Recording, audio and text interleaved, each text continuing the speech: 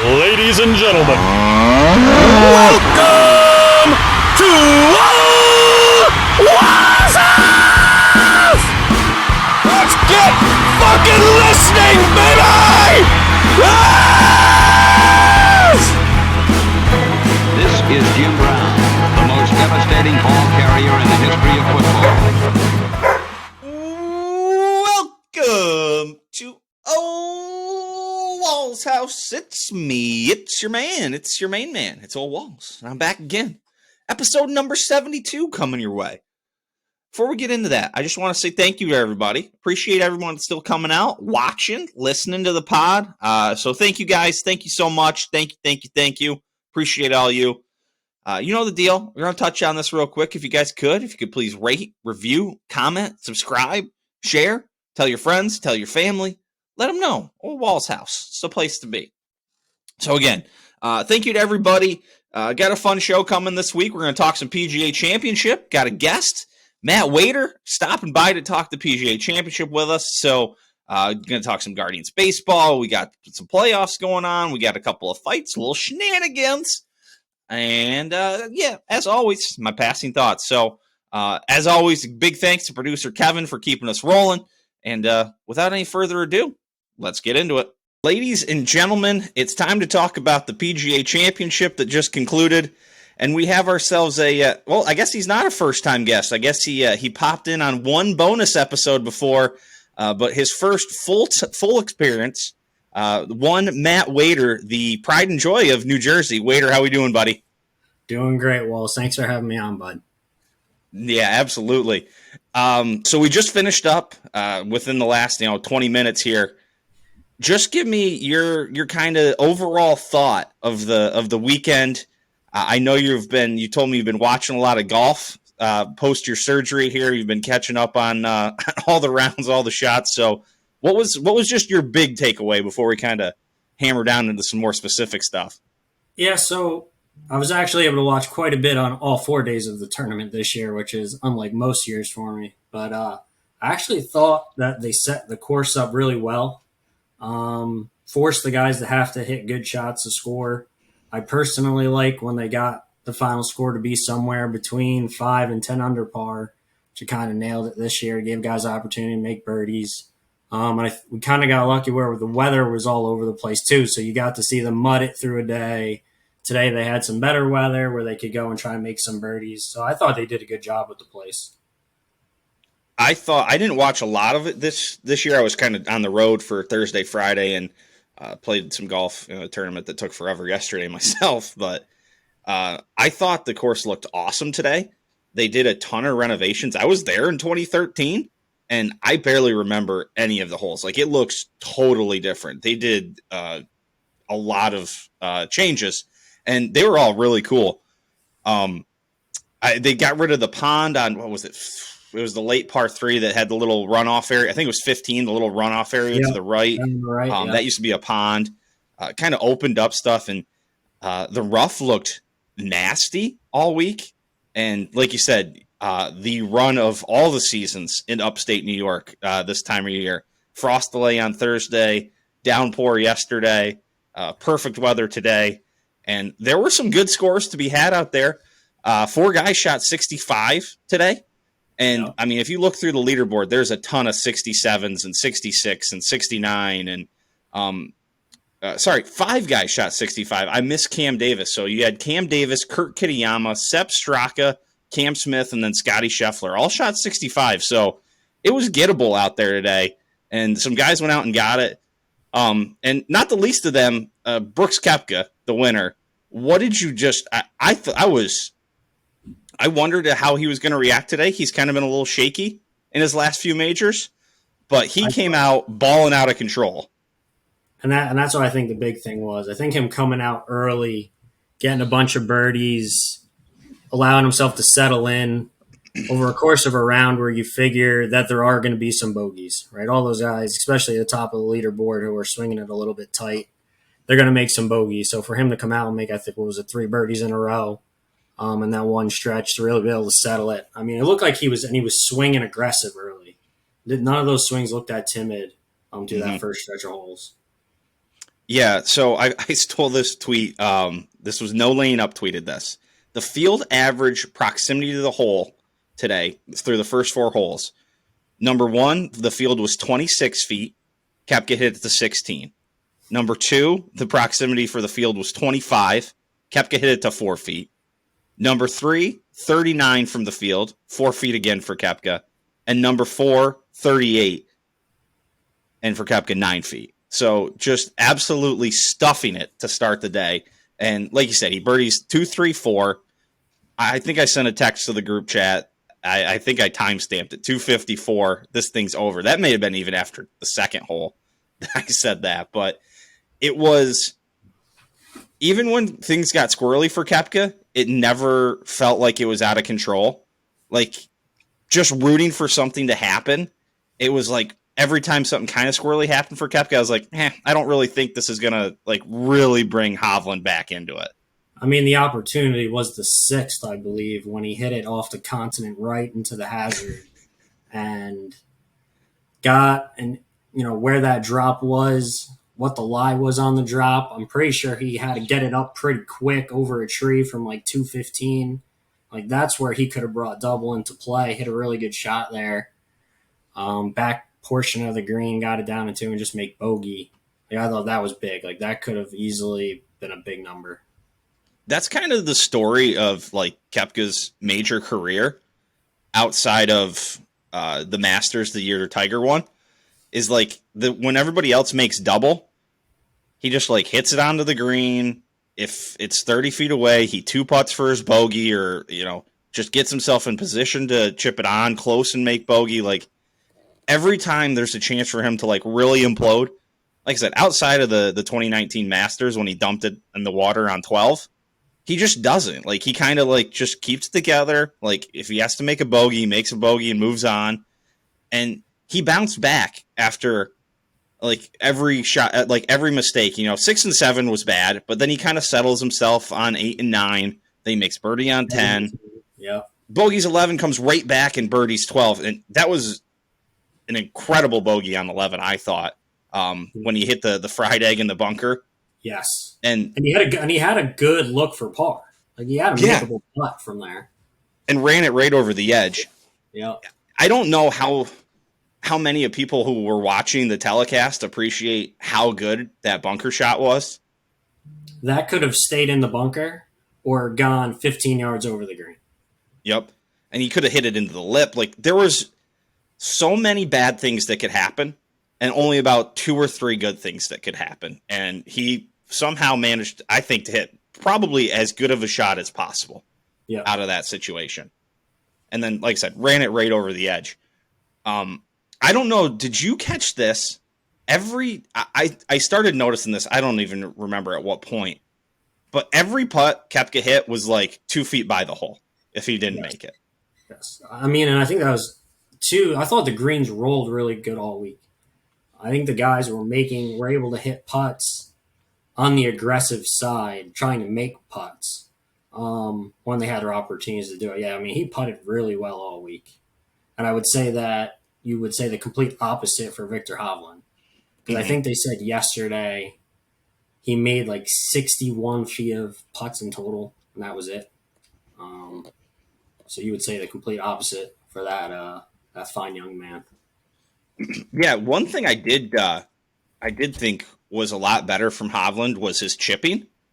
He hit a couple of really good chips today, and chipping has not really been his strong suit. No, and he talked about that a bit. I think it was after yesterday that he's starting to see all the extra time he put into working on a short game starting to actually pay off.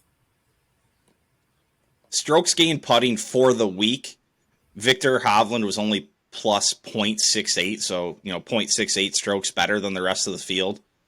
Koepka was plus 1 for the event.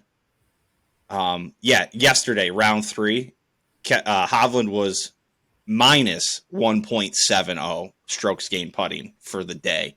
So, I mean, he gave back almost 2 strokes. And yesterday, Koepka was plus 2.21. So, I mean, almost a 4-shot swing right there. And just that day alone. And, the final, what was the final?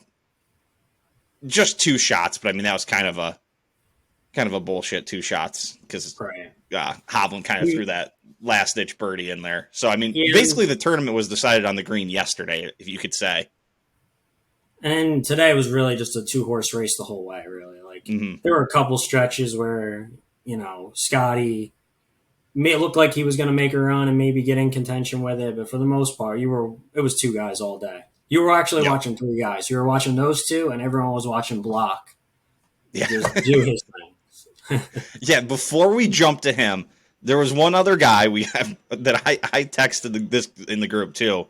Was how long until Rory's bogey or double that derails the round?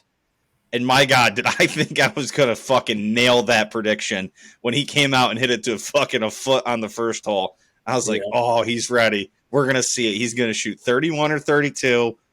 And then sure as shit, it didn't even make it to the back 9. He just flared that wedge out on 2 and was just kind of making birdies and bogeys all day. But when he came out on 1, I thought we were in full go for the Rory experience.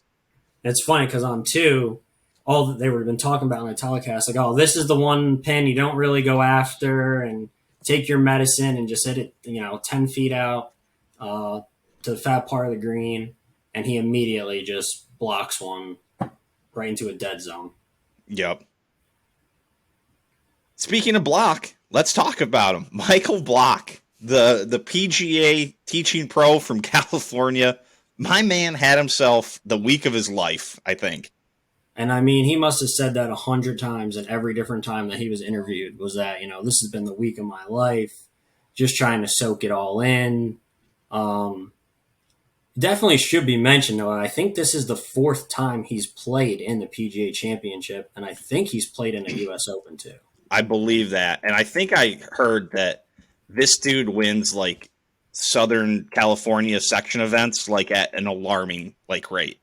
Like, I think I saw that, like, he's won like 40 out of 120 PGA section events, like something stupid. Well, while you're looking, so this dude's what is my man getting paid for this week? I believe it was $288,000 this week.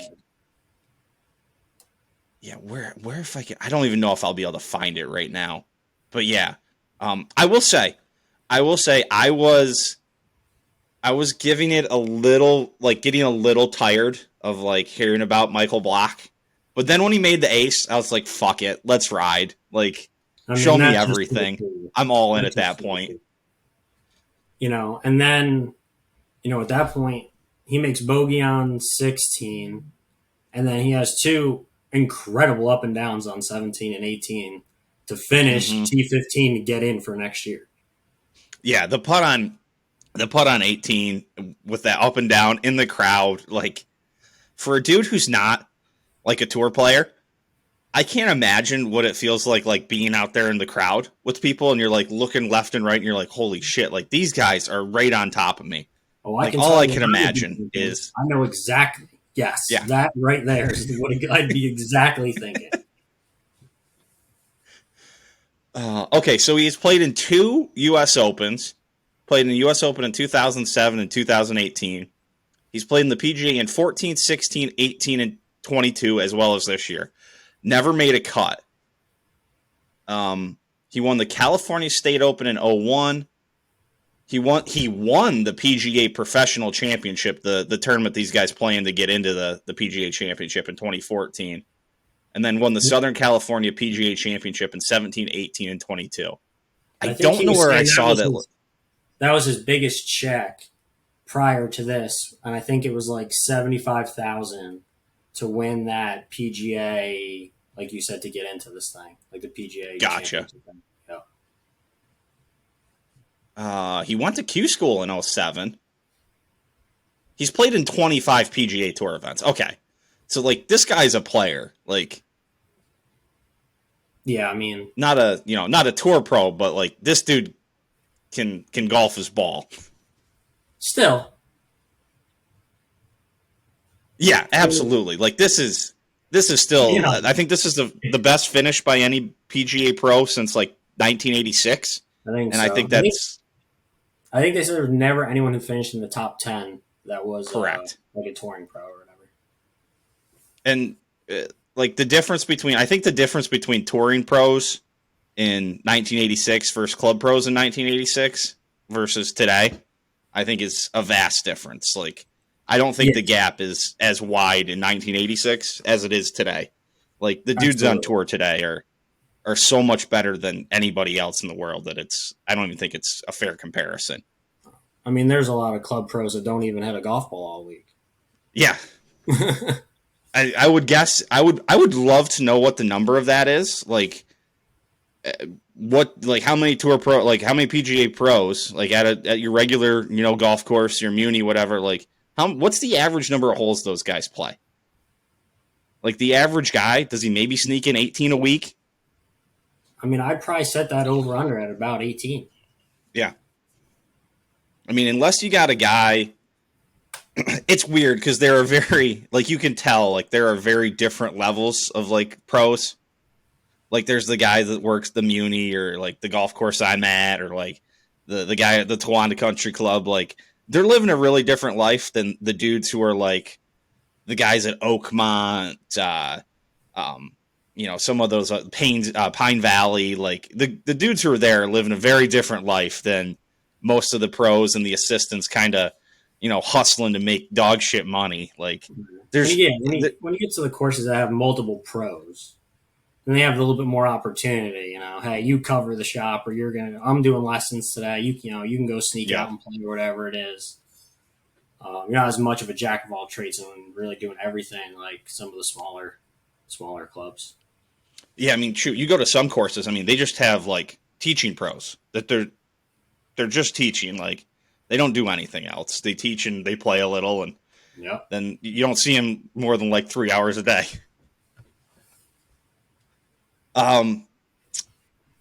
Where do we, like, when we look at this win for Brooks Koepka, what do you think this does for him, like, in an all-time stance? What do you think this does for him short term? I know there's talk that this probably makes him a pretty attractive, like, hard way to leave him off the Ryder Cup team. So what's kind of your overall takeaway from, other than the fact that Brooks played an incredible round and kind of overcame a couple of shaky finishes in majors? Like, what do you think this means in like the all-time sense for him? Well, I think this makes 8 overall victories for him and 5 majors. It's definitely 5 majors. I'll confirm the rest. So the issue for him is going forward, everything is just majors. I mean, 5 majors alone puts him in some unique company. I actually took it was something from Instagram this morning that if he was to win, players to win 5 majors before turning 34: Tiger, Nicklaus, Seve, Tom Watson, Gary Player, Arnold Palmer. That's your list. So not a bad list. No. And I mean, the guy brings it in majors. So I think he probably can rattle off a couple more. But his overall win total, if the rules and guidelines don't change as is now, isn't going to get anything astronomical. Mm-hmm. Yeah, he had 4 other PGA Tour wins. He'd won the Waste Management twice. He won the CJ Cup once and the FedEx St. Jude Invitational one time. He had also won a European Tour event, the Turkish Airlines Open. Beat your boy Ian Poulter in that one. Good win. Had a couple of Japan Tour wins and a few Challenge Tour wins. He has won twice on Live, for whatever that means. Right. I don't know what to think of those. Like, he won, I think the week before the Masters, and then had a pretty good week there. So maybe there's some correlation there, but didn't seem to work for DJ this week, as I had that pick go down in flames. And that was kind of my logic on why I picked DJ in fantasy, and that did not go that well. No, DJ kind of shit the bed after getting out to a hot start. Coach Slanovic really bingoed the shit out of that guy for us. He killed him. Yeah, so all-time major wins. Brooks now has 5. Other guys with 5 are Seve Ballesteros, James Braid, who competed from 1901 to 1910, in case you weren't familiar with that name. And to be honest, that was the first time I've heard that name. So Brooks, Byron Nelson, many people have heard of him. J.H. Taylor, who competed from 1894 to 1913. And Peter Thompson, who got his majors from 1954 to 1965. So he gets out of kind of a logjam at 4 with guys like Ernie Els, Ray Floyd, Rory, and those are kind of the big names there. So now he's only chasing guys like Lee Trevino, Phil, Nick Faldo at 6, and then you start getting into like rare air up at 7. You're talking Bobby Jones, Arnold Palmer, Sarazen, 8's Tom Watson, 9's Hogan and Player, and then Hagen 11, Tiger 15, and Jack 18. So 5's a pretty big deal. If he gets the 6, I mean, you're talking the greatest of the greatest, and then anything above that is just icing on the cake. So I would think this has to make him the player of the generation, no doubt. I mean, unless Rory figures out how to win a major, which doesn't seem like he can do anytime soon, or Spieth or somebody like that comes knocking. But or Rahm gets hot in a hurry. I mean, John Rahm seems like the guy that he could start to rattle them off. Yeah, Rahm's young. He's got time. It's almost like Brooks is going to be the older guy and kind of phase out. So it's it's kind of interesting if you even consider them part of the same group of guys. But at worst case, Brooks finishes second best of the guys we named if John Rahm gets stupid hot. Right. And kind of the interesting thing about Brooks is you see guys like rattle off a bunch of wins a lot. Like if you look at Rory, you look at Spieth, like you win a bunch of majors in blocks. Like look at Arnold Palmer. He won like all 7 majors in like 6 years and then doesn't win them. Now, granted, we're only 6 years removed from Brooks winning his first one, but it feels like there was a gap. Like he won those first 4, had some issues, kind of got injured and stuff. And that was reportedly one of the reasons why he went to LIV was he was worried he wasn't going to play good golf again. And the injuries have taken his toll, but now he's kind of come back and won one. So it feels like the sky's still the limit with this guy. I mean, do you have the same feeling on that like I do? Yeah, I mean, I still think that he's just a gamer, though, for big-time events. I think that's just always going to be who he is. Like, he wants to play the majors, the bigger events or the bigger stops on tour, Ryder Cups, like that kind of stuff, like gets him jacked up. Like, I don't think that he wants to go play the John Deere. I don't think he really gives a shit about winning 50 tournaments if, they're not the big-time stuff. Like, I just don't think that he cares. Yep. Yeah, I think now that he's won this PGA, so he's been in the PGA for life, but now he's good for the rest of the majors until I think 2024 is the first year the exemption starts. So 2024, 2025, 26, 27, and 28. So, I mean, he's good till 2028. How old is Brooks? 33. 33. So till he's 38, like that's the prime of his golfing career. Like I think he's got the setup he wants now. Like he can play the 12 to 15 times on LIV, whatever that schedule breaks out to be, the 4 majors, and kind of call it a day. It's funny now that LIV's kind of upped their schedule. You're really not playing that much less on LIV than you are on the PGA Tour. Now, granted, he got handed a bag to do it, so right. the financial aspects are a little different. But I mean, it's funny, he could play 20 times on the PGA Tour and like meet all his commitments pretty much. I mean, maybe he might have to get to like 22 or 23, but like not a crazy difference in total number of events played. Events played, right. But yeah, this seems like the setup for him. Like he's gonna kind of, I don't know if waste away on LIV and kind of fall into the unknown and then just show up 4 times a year and probably compete. And top 10, like half of them is what it feels like. He's just going to always be there. Yeah, I mean, I feel like he's just going to use Live to gear his game up to play the majors and just make a shitload of money if he happens to win the Live events. Yeah. Or sometimes, like the way their setup is, he could play bad, and if the rest of the guys that are on his team play well, he can get paid for that. I think that's changed a little bit with Liv. I think I kind of read this thing in passing.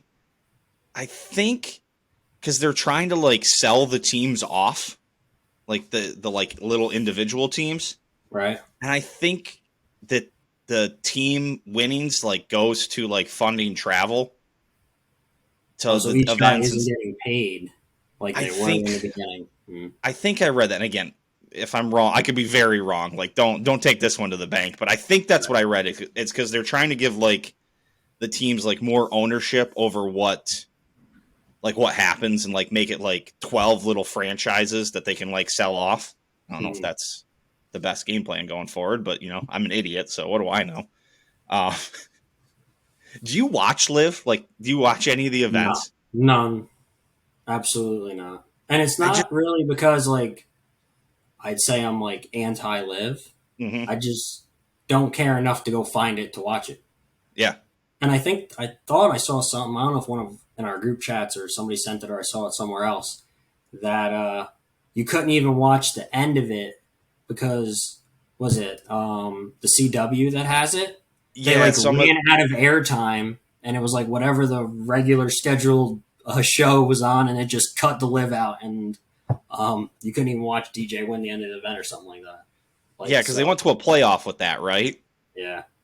Yeah, I think the deal is like all the different CW channels, like your CW channel is different than my CW channel, so they all operate like a little differently. So like when like some of them like have like hard outs, and like at 6:00 this thing goes off the air and the next one comes in, and other ones will like make adjustments on the roll. So yeah, that did happen. That like certain people did not see the playoff that DJ won in. I have tried to watch Live a couple times. The first couple tournaments I watched like a little bit of. I was just really curious. Ever since I've like turned it on, I'm like, why am I supposed to care? Like, who wins this? Like. Exactly. That's just always been my thing. Like, I don't like you. I was like, at first I was like, fuck it, go get your money. Like, get after it. Like, this kind of sounds cool. Like, I'm going to watch Phil wherever. And then I watched and I'm just like, I don't know why I should care that these dudes are playing, some random course in Orlando. Like, I mean, I guess that's just the struggle of being the new guy. You kind of have to establish yourself and get a kind of a history going. For whatever reason, I can't get behind like the shotgun start thing. Yeah. The shotgun makes it. I care. I just can't get behind it. It's like hard to track. I don't know. It shouldn't be that hard to like track, but it doesn't line up right. Like when I'm trying to watch it, like I was like, wait, he already played that hole. Like, so is this an easy hole or is that one an easy hole? It's kind of the beauty of like watching like today, like, this guy got to the par 5. This guy has the hard par 3, 16, 17, 18 are brutal. So if you get through that and, you're tied, then, hey, maybe you actually have the advantage versus the guy playing, where if it's the opposite, you want to have as many holes left. So yeah, the shotgun definitely doesn't do it for me. Matthew, I think we've covered a lot of PGA Championship stuff here. Is there anything else we've missed that you want to point out, talk about from the week that you thought was interesting? Anything else here? I don't think that Victor Hovland's ever going to pan out. Okay. That was something I'd meant to talk about and I forgot to ask you, so thank you. Elaborate, please. I don't know. I just don't think he's got it. He's kind of like, to me, a step below of like what Tony Finau is. Like, okay. Guy plays really good golf. He seems to be around the top of the leaderboard a lot. I mean, I looked it up. Victor Hovland's won 3 times. Like the Mayakoba Classic twice and like the Lehigh Valley Open or something. Like the guy, like he doesn't want anything. Like he does seem to be around the top a lot. I mean, at least Tony's starting to like win some stuff. I don't know. He just doesn't do it for me. I just don't think he's ever going to really like win. His 3 wins are the Puerto Rico Open, and then, yes, the Mayakoba Golf Classic, and then this is, I think, the Worldwide Technology Championship is the Mayakoba Golf Classic again, or at least something of that nature. All of them kind of off-season stuff. Like Puerto Rico Open in February is not really off-season, but Mayakoba in December of 2020 and Worldwide Technology, yeah, that's the same one, in November of 2021. Like, those are off-season events. I think his European Tour win, the Dubai Desert Classic, I think that's a solid tournament. I think that gets a good field. But other than that, like you said, yeah, not a lot of wins. How old is He's he? won the Hero World Challenge a couple times, but that doesn't really count. How old? Do you know? How old is he? He is 25, so he's young. Okay. Still, doesn't do it for me. I just don't think he's ever going to be like a real winner. He has been playing some good golf in majors. He was T4 at the Open Championship last year, but I think he played like dog shit on that Sunday, if I remember right. T7 at the Masters and then T2 this week. I didn't think he played bad today by any stretch of the imagination. I mean, he had that one big mistake where he hit it under the lip of the bunker, which is wild that happened twice on the same hole in back-to-back days. But yeah, I'm kind of with you. I kind of think he wins one eventually, but I don't think he's going to win a bunch. Like, if he win, like, I think he's going to kind of sneak one in. He'll have a good week with the putter, and kind of Adam Scottish. Like, he's going to hit it awesome his whole career, and maybe he wins one, just gets hot with the putter, and puts one together for a week. So I think I can get behind your logic there. It was where I fall. I'll take one. I'll take the over half a major win if you want to take the under. Fair, done, bucket. What else? Did we miss anything else? Now that I realize we totally missed Victor Hovland's future prospects. Sky Scheffler's really good at golf. Yeah, great Sunday 65 from him. He had just one day that really... Yeah, yesterday.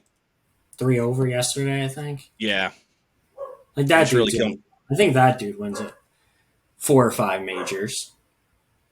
You would have to think he wasn't... I don't think he putted well this week. Let me see if I can find that. Scheffler. Yeah, he only... 0.38 strokes gained putting for the event. Not really.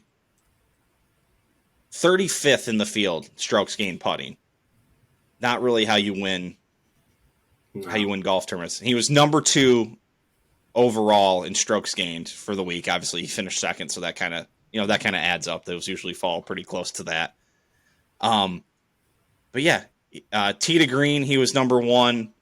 Off the tee, he was 3, approach 8, around the green 7, and then putting 35th. So the putter really let him down this week, and it has kind of let him down a little bit lately. So, I mean, I think if he just gets the putter figured out, and he doesn't seem to have, like, the yips or, like, real big issues, like, he just hasn't been hot with the putter. So I think I'm with you. If he gets that putter figured out, he's going to start ripping off wins again, and, it won't be long before we're talking about him as a favorite heading into the U.S. Open, I'm sure. Yeah. All right, Matthew. I think we covered it all here. Any last parting words you'd like to leave us with before we wrap this thing up? Quickly touching on the NBA playoffs, which is the only time I watch the NBA. I will say that Jimmy Butler is the dude. Yep. That guy is just carrying the Miami Heat with a bunch of guys. I think they have like 3 or 4 guys who actually play significant minutes for them who've gone undrafted. Oh, nice. So he's incredible. And the Nuggets are very good as well. Yeah, Nuggets up 3-0. LeBron hasn't hit a 3 in like what, 25, didn't miss like 25 straight threes or something like that? Yeah. No, I mean, Nuggets, they're legit. They play good basketball. Yeah, they're up 3-0. Heat Celtics tonight, Sunday night, will we'll see if they're up 3-0 and these things can get wrapped up and they can move on to the finals real quick. Well, actually, I think the finals they're locked in. So if these things get wrapped up shortly, both teams are going to have a nice little break before they start the finals.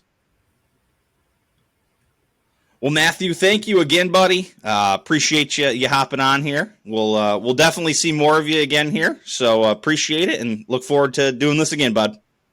Thanks, bud. Have a good one. I guess it's time to talk about the Cleveland Guardians.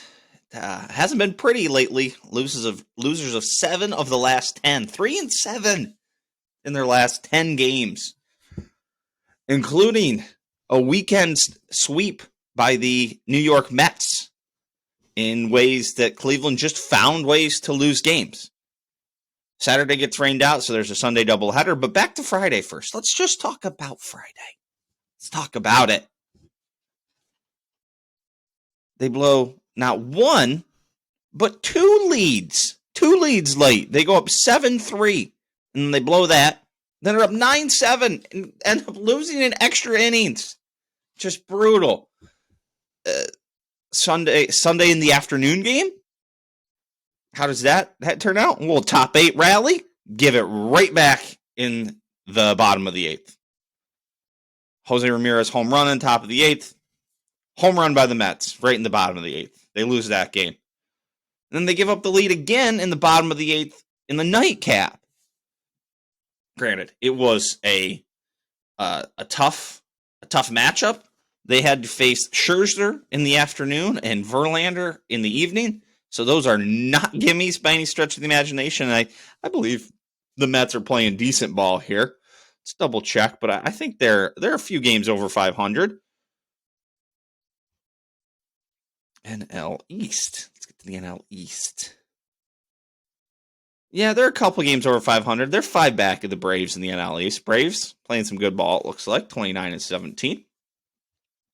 As much as I've gotten into watching Cleveland, I haven't really been keeping up on the rest of the league, which is, I don't know, I guess kind of interesting. And they're in the spirit of finding ways to lose games, just could not score early in the series against the White Sox. They scored 2 runs and 3 runs. It's a theme. They finally beat the White Sox in one of the games, 3-1 on Thursday last week. So, yeesh, just not great. And the one game recently where they actually score some runs. They score 9 runs on Friday against the Mets, and they give up 10. When was the last time, other than that game, that they scored over 4 runs? When's the last time? They scored 8 against the Angels.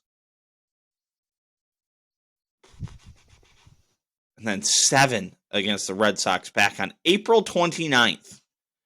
They're just not scoring. Not scoring. Also, this was like the week of facing old Cleveland Guardians, old former Cleveland Indians even. These guys were Cleveland Indians, I can say it. Faced Clevenger, pitches for the White Sox now. Cookie Carrasco was pitching Friday for the Mets. Lindor plays for the Mets. Talk about that rotation. Cookie Carrasco, Max Scherzer, Justin Verlander. Oofta when you have to face that. How are those guys looking? Like, how's that? Like, is Carrasco still a good pitcher?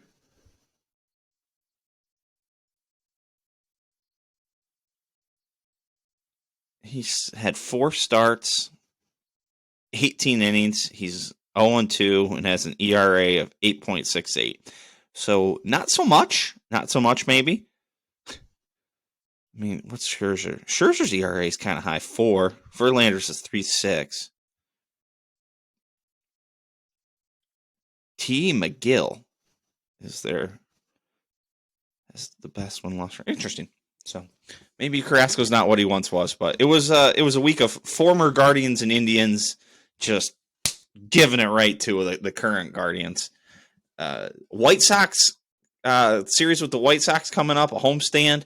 Then they got the Cardinals at home, and then they're out to Baltimore next week. So this week we got 3 with the White Sox.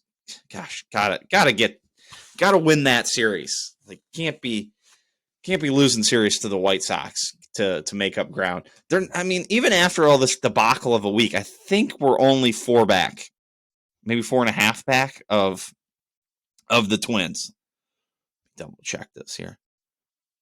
Yeah, 4.5 back of the Twins, a game back of Detroit. Like, this division's not good. AL Central, not great. So, like, just don't suck. Don't suck. You want to talk about sucking, though?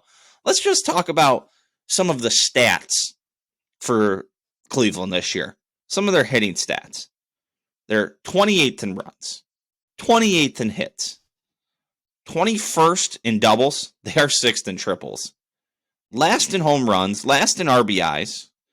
Now, here we're going to go on a little good stretch of stats here. 19th in walks. Not terrible. Least amount of strikeouts. 4th in stolen bases. But hey, let's get back to what we're really excelling at here.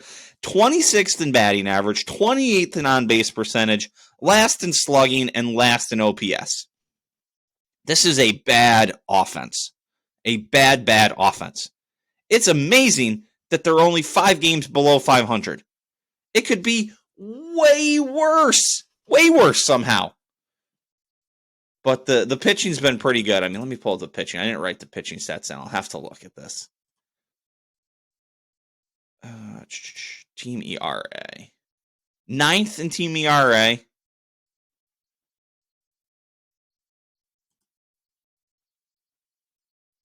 Not striking anybody out by the looks of it.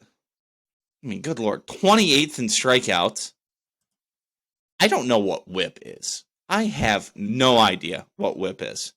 I'll have to have Ethan explain that to me. 129. The 14th in whip, so they're all right there. Opponent's batting average. I've noticed one thing. The Tampa Bay Rays are at the top of most of these categories. No surprise. Opponent batting average, 22nd. So, like, it's incredible that they're not worse based on all these stats. Who knows? Maybe they'll figure out how to turn around. Rough start last year, ended up making the playoffs. So, hopefully it gets better.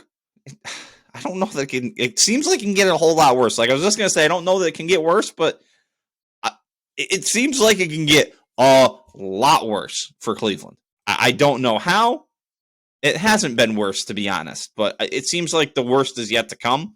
Hopefully they can flip the script and we can figure it out in June and July and the dog. What are you got to get to July and August before you're in the dog days of summer, right? So hopefully we can get this thing figured out.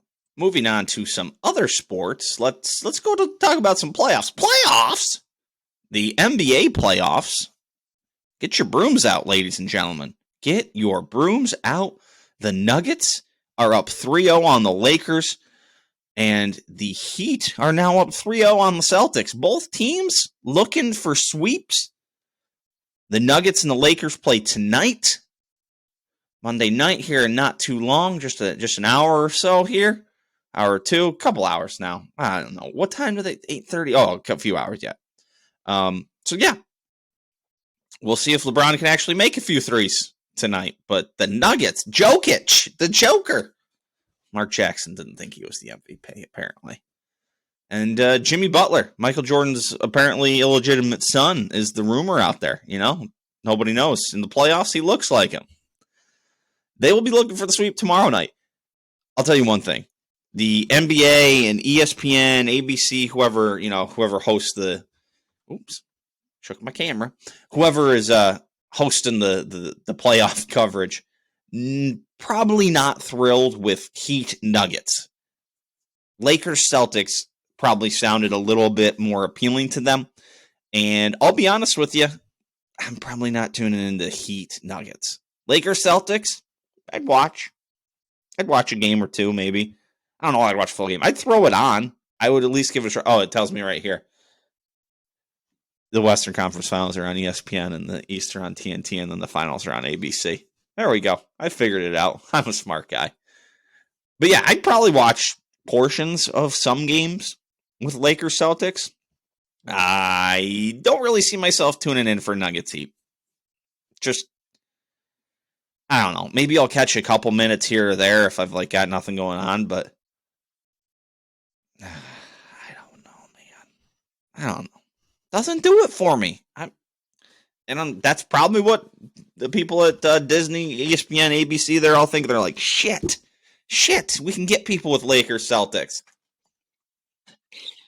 Well, that looks highly unlikely. Nuggets Heat. The one, it's going to be the 1 seed from the West and the 8 seed from the East. Interesting. Moving on. Let's talk some fights, some fight game stuff. Might as well start with the shenanigans. Boxing. Seemed to be some shenanigans this weekend. I did not watch this fight. I was tired Saturday. I went to bed. Didn't feel like staying up for it and buying this thing. Devin Haney picks up a unanimous decision victory over Vasily Lomachenko. 116-112, and then 115-113 twice. What I saw on the Twitter, and I'll probably end up watching this fight like next week. I'm sure they'll put it on TV. But what I saw on Twitter was there were a lot of people who thought Lomachenko won 116-112, 115-113. There were some Haneys. There was a decent amount of Haneys out there. But 116-112 for Haney seemed funky. And, the large majority of people I saw thought Lomachenko won the fight. One of those people for sure was not the scorer, Dave Moretti, the judge. He gave Haney 2 of the last 3 rounds, including the 10th round, which by all accounts, and on the other 2 cards went to Lomachenko, was a Lomachenko round. Now, that said, if Loma wins the 10th on his scorecard, it doesn't change on anything. Not a thing. He lost the 12th on all 3 cards, despite being one of his more active rounds. He threw as many punches in the 12th. I think he threw more punches in the 12th than he did in the 11th and 10th. So I saw going around that there was like, oh, he took the round off. It doesn't appear that way from the punch stats. Punch stats can be very, very, very, very lie, though. Like, you can't base everything on punch stats. Sometimes you can hit a guy a lot more, but you just get hit with bombs. Like, you can tap him, then just take bombs. But none of that would have mattered. So it would have taken a lot of things to change. And I think 115-113 obviously is the closest win you can get in boxing. That's 7 rounds to 5. But it's when you see things like Dave Moretti's card, and what seems to be an obvious round. And I mean, I saw it on Twitter. Best round of the night for Lomachenko in the 10th. Can he keep it going? Is that, this looks like he sealed this fight up. That really puts him back in. Everybody even the people who had Haney winning on a little bit wider margin on Twitter, like, everyone's like, best round for Loma. And Dave Moretti gives it to Haney. I think Dave Moretti's had some screwy scorecards. Let me look at something here. I think he had a bad scorecard in.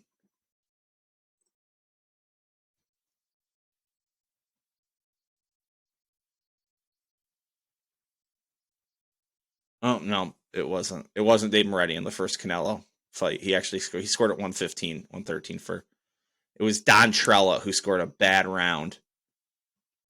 Okay, sorry, Dave Moretti. I didn't mean to blast you, but I'm gonna blast you on that one. That was a bad one. That was a bad one by all accounts. So it'll be interesting to see where they go from here. Haney, I have to imagine, goes up to 140. Unless he's getting a Tank Davis fight at 135, which I don't think so. I think we got teased a little bit by Tank fighting Ryan Garcia, and we're like, oh, he's going to take big fights now.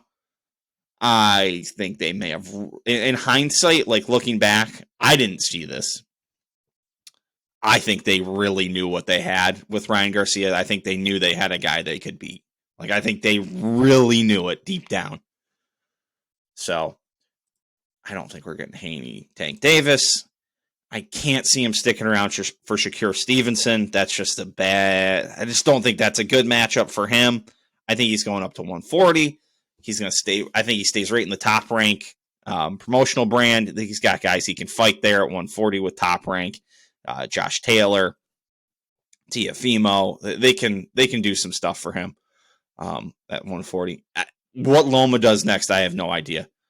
By everything I've read and the highlights I've seen, he looked good. I mean, Devin Haney's a good fighter. To lose Devin Haney's not. There's nothing wrong with that. So I mean, Loma apparently put on a good show. So be very, very interesting. Where I see Haney at 140. I have no idea what I see with Loma. Is 130 maybe back in play? I mean, that's more of a comfortable weight for him. Like 135, he's small for 135. He is very small. Let's head on over to UFC. Nothing. I didn't watch this stuff. I don't have a ton of interest in Kai Kara France and Amir Albazi this weekend. There's also nothing on that card. The UFC 230, 289 in a couple of weeks. Not speaking to me either. Manny Nunes, Charles Oliveira and Beneil Dariush is a decent fight, but the rest of the card not talking to me. Yeah. But there's some fights coming up that they've just announced that I am very interested. UFC 290 is kind of interesting. But then we start getting out. We get to 291. And we've got Dustin Poirier and Justin Gaethje, number 2. Hell of a fight the first time around. And this one's going to be on UFC 291. Looks like it's going to be the main event. And the co-main's going to be... Now, this is a card. Tony Ferguson again? Oh, no. Oh, no. Is this... No way all these fights are happening on this card. Kevin Holland, Derek Lewis, Stephen Wonderboy Thompson, Paulo Costa, Tony Ferguson and Bobby Green, Jan Blachowicz and Alex Pereira, and then Dustin Poirier and Justin Gaethje. We really doing it that big for... Is that the one in Fight Week?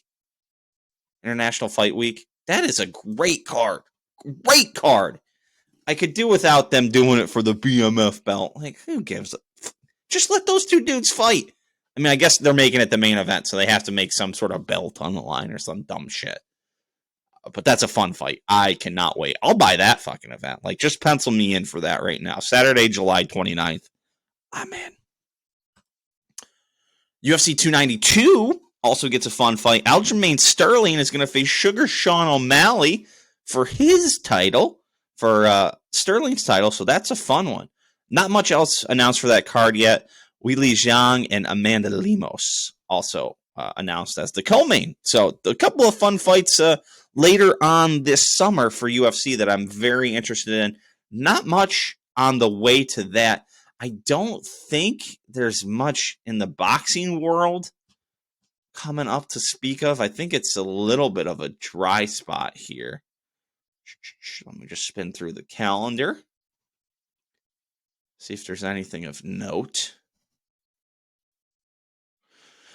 Yeah, looking a little bare. Josh Taylor, Tiafimo, June 10th. That's on regular ESPN too. That should be a fun fight. That's a good one. It'll come on at fucking 1 a.m., but it'll be a good fight. Ooh.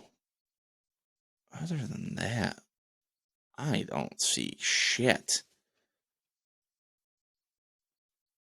There's nothing. There's nothing other than that in boxing. So, all right. Oh, one last thing. Francis Ngannou is signed with PFL. Apparently, it's one of the richest contracts for any MMA fighter. We'll see. We'll see what happens there. I don't know. PFL. I don't know. I've ever watched a single PFL thing in my life. We'll see if. I don't know. I don't know how that'll turn out. No clue. I got nothing. I got nothing for you there. It's happening, and I got nothing. Who knows? All right, let's move on. Let's get to some passing thoughts. Let's start with one I kind of missed last week. I think it kind of came out that I could have made the show last week, and I just kind of blew by it. John Moran. He's been suspended after showing the piece, bang bang, on IG Live. I don't know. I don't know what to think about this. I get why he's being suspended. Like, he's obviously had a little bit of an issue. I mean, allegedly, I believe there was an allegation that he was pointing a gun at somebody. He's got the gun up in the strip club. Like, it's a bad look. Don't get me wrong. It's dumb. It's not an intelligent move. It's like, why do you need to pull the gun out every time, like, you're on IG Live? Like, the memes and the videos and the reels going around. Like, those are great. So, like, I get it. I get what they're doing. I saw some arguments that I didn't see coming from, like, Will Kane was a guy who was like, hey, he hasn't broke any laws. Why are we suspending him? I get that in a sense. I get where the Grizzlies are coming for. Like, what are they paying, Ja? Like, something like 30, 40 million a year? Like, I guess they have a little bit of a right to be like, hey, man, you are getting a lot of money from us. Stop. That said, like, at what point does that end? Like, at what point does, hey, your employer doesn't like what you do with your time, and we're just gonna suspend you or fine you? Like, where does that end? That's kind of a slippery slope to get on. I don't know if I love that precedent. And again, it's not just like a regular employer, and it's not like you're just Joe Schmo walking down the street and nobody knows who you work for. Like, you're John Morant, and you're posting it on Instagram, and you're highly visible. You've had issues. This isn't like, oh, the gun came out one time. You'd have to think, hey, like, job, be smarter than to whip the gun out again after you've already got in trouble for guns. So very interesting, very interesting. The memes, though, the memes and the reels have been fantastic. Give me more of those. Got a couple of neat little stats here. These are sports related. Here we go. Cam Newton is the only player from the 2010 Auburn football team to record a pass attempt, rush attempt, or a reception in the NFL.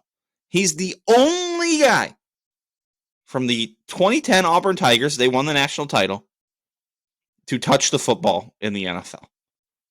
Unless their center was in the NFL too, or somebody who plays center now. But nobody else has touched the football. Very interesting. I found that very interesting. And then here's a Barry Bonds stat from 2004. In 2004, Barry Bonds had 373 at-bats. He reached base safely 376 times that year. 376. He reached base 3 more times than at-bats he had. Yes, I'm aware walks don't count as at-bats, and he got there a lot because of walks.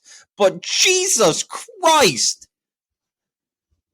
How did I not think to do this? Have this waiting and ready. We got to pull up his just stats from that year. I think he had like 45 home runs. I want to say he had like 45 home runs in 04.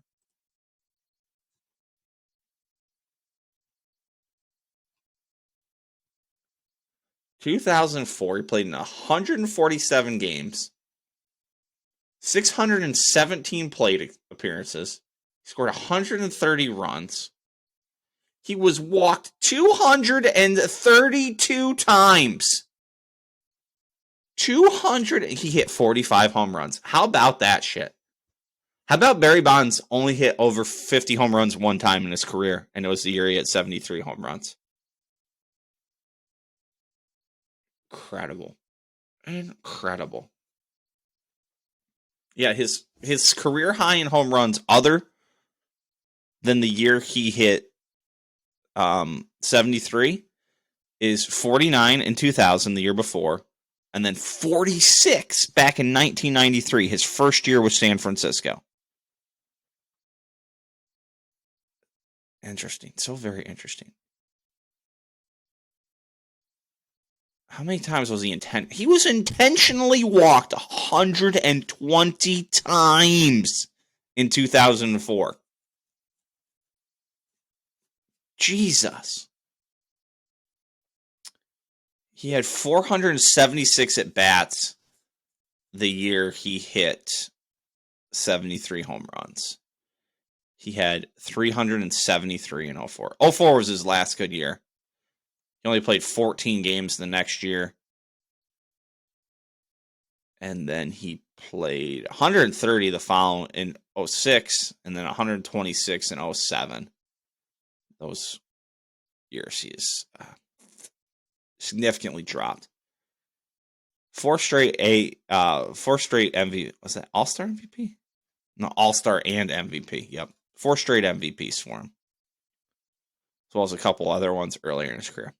So, sorry, got a little off topic there. Got a little bit out on a Barry Bonds rant. So yeah, I have a question for you guys. Is the song 8 Mile, like the actual song 8 Mile itself, is it better than Lose Yourself from 8 Mile?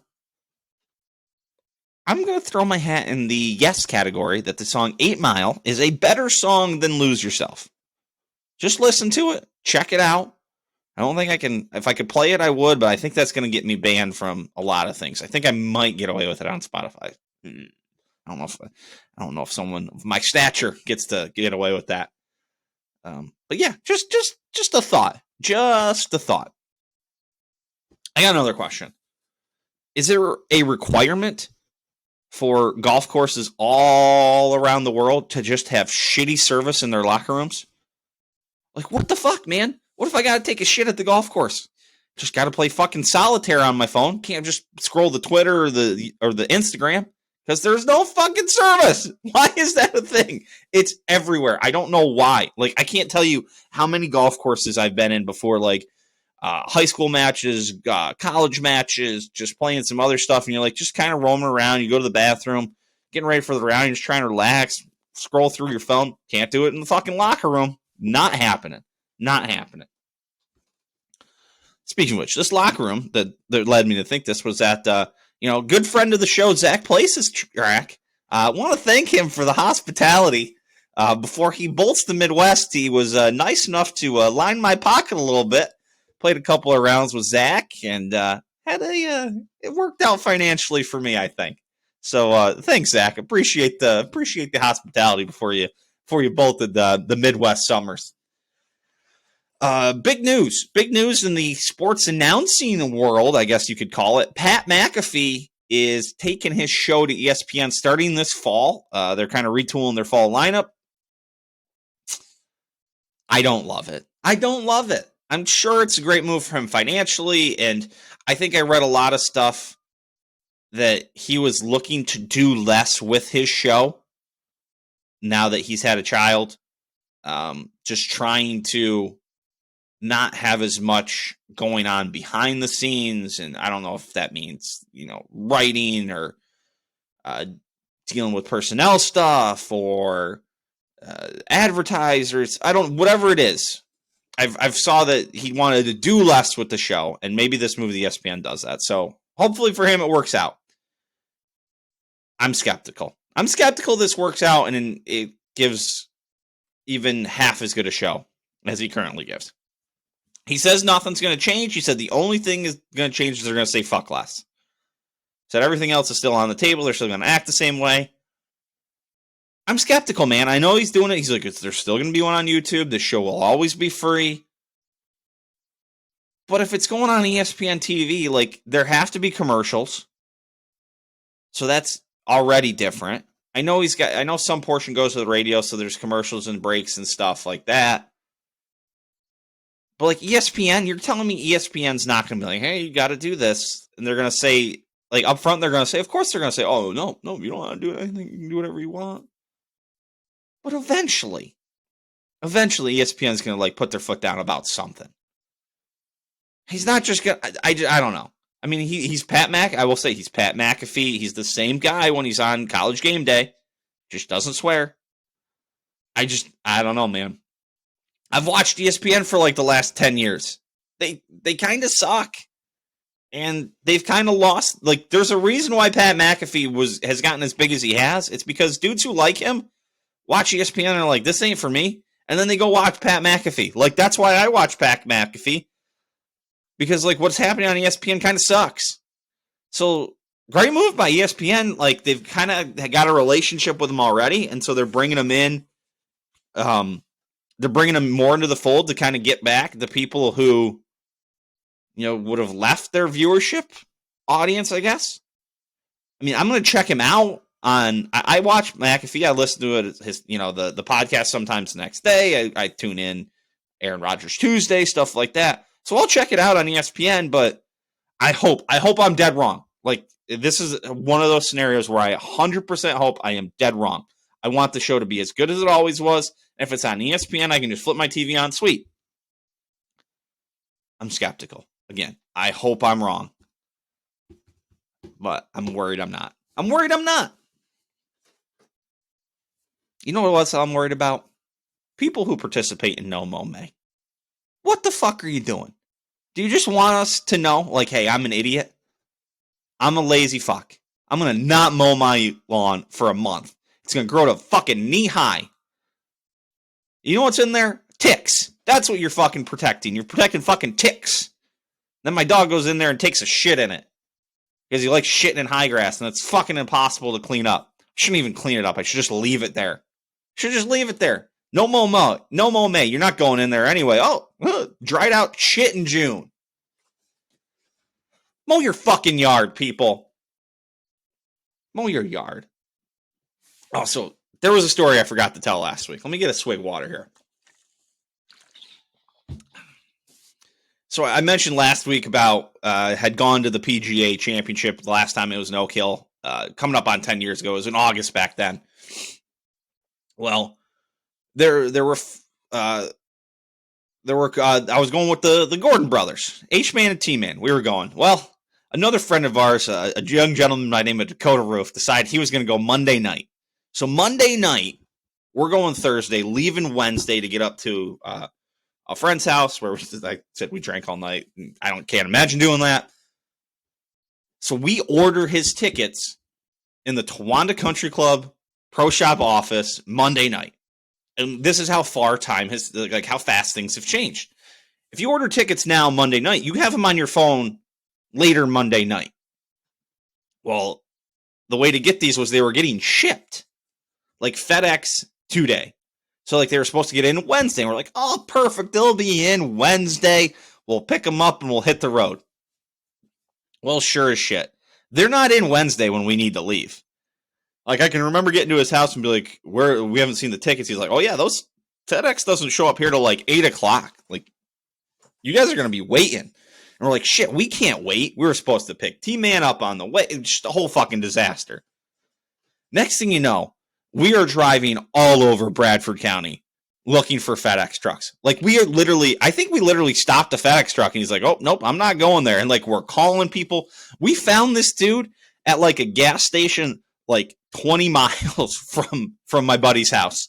And we're like, hey, do you have a delivery for so-and-so? He's like, yeah, like, can you show me, like, if you show me some ID, I can go get it and give it to you, I guess. Like, we literally called and tracked down one FedEx truck in an entire county to pick up these tickets. And I can't believe I forgot to tell that story last week, because I think we literally drove every back road we could find. We just started making turns. I think we stopped another FedEx truck and they're like, yeah, that's not our route. Like, we're not going that way. And I think that guy called and like directed us to where he was. So just an absolutely wild story. All right. That's all I got for this week. Closing time, everybody. Okay. We're all set here for the week. Episode 72 in the books. I want to say thank you to all you guys. Thanks for coming out. Thanks for listening. Thanks for watching. Appreciate all you guys. So thank you. Thanks for, again, the producer, Kevin, keeping everything on the rails here for us and keeping this thing kind of going for us here. So thank you, guys. Thanks to Matt Wiater for coming on, chatting with me about the PGA for a while, giving us, that insight you can only get from the most famous man in New Jersey, one may say. Back next week, as always, we got playoffs, baseball.